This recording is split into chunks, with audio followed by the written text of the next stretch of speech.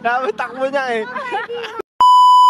Good morning mga katropa. Ito na naman ang inyong katropang Gala-vlog. Gagala na naman. Tara, samahan nyo kami ng getaway ng aking buong pamilya. At ngayon nga, pupunta tayo sa Ternate kung saan tinatawag na Small Boracay. From Manila to Ternate, Cavite ay halos 3 oras lang ang biyahe. Kaya napakalapit lang talaga nito. At pagdating nga namin dito, may naka-reserve ng cottage para sa amin. At pagdating nga namin, in-enjoy agad namin ang magandang sikat ng araw at malamig na hangin. At ang sarap-sarap din sa pakiramdam habang nilalangap mo ang preskong hangin. At naglakad-lakad na rin ako sa mapino at maputing buhangin. At ito nga pala si Noah, ang aking bunso. Magpapahuli ba naman niya sa paglangoy kahit malamig pa ang panahon. Ang lamig talaga ng tubig. At ipinasyal ko na rin dito ang aking anak na si Map para mas makita niya talaga ang ganda ng buong paligid. At ito talaga ang pinakagustong gusto ko, ang magkaroon ng peace of mind. At dito, pwede kang magmuni-muni at isigaw ang gusto mo. Hey! Tingnan ka ba?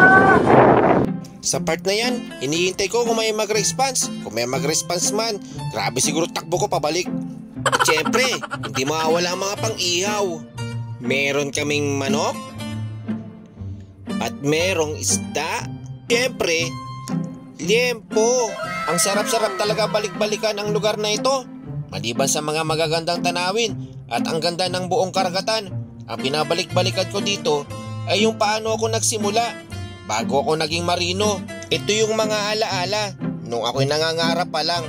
May kasabihan nga tayong mga Pilipino, ang hindi marunong lumingon sa pinanggalingan ay hindi makakarating sa patutunguhan. Mga katropa, mas maganda siguro i-translate natin sa English para mas maintindihan natin. O, hindi pa ako lasing yan ha. Makaisipin nyo, lasing na ako, kaya ako nag-i-English.